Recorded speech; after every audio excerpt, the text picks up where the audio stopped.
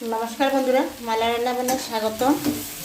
আজকে সকাল সকাল এসে গেলাম রান্নাঘরে, এসে বসিয়ে দিলাম। আগে কাটাকাটি আমি দেখাতে পারি নাই বন্ধুরা, কেন আমি একা একা ক্যামেরা করি তো, তাই প্রবলেম হয়। আমি এই সব কিছু পারবো না। যেদিন আমি স্ট্যান্ডটা কিনতে পারবো সেই দিন আমি সব কিছু দেখাবো, চেষ্টা করব।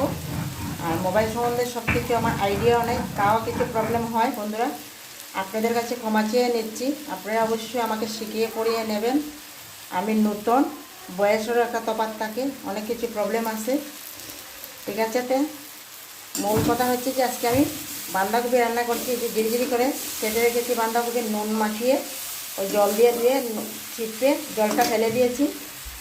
এরপরে আলুগুলো ভেজে রেখেছি লাল লাল করে এই যে রেখে এখন ফোড়ন দিয়েছি, শুকনো লঙ্কা, তেজপাতা, পাঁচফোড়ন দিয়ে বসিয়ে দিয়েছি।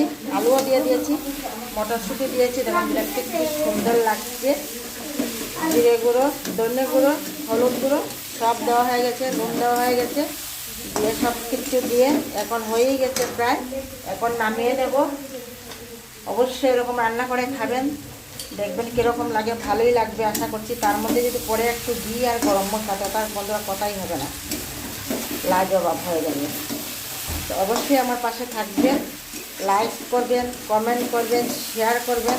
ভুল হলে ক্ষমা করবেন, সবার কাছে আমি ক্ষমা চেয়ে নিচ্ছি।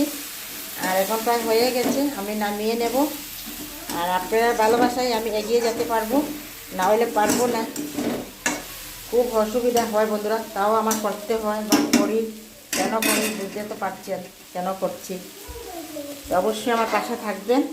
এখন অল্প ঢাকা দিয়ে আগুনটা কমিয়ে দেবো।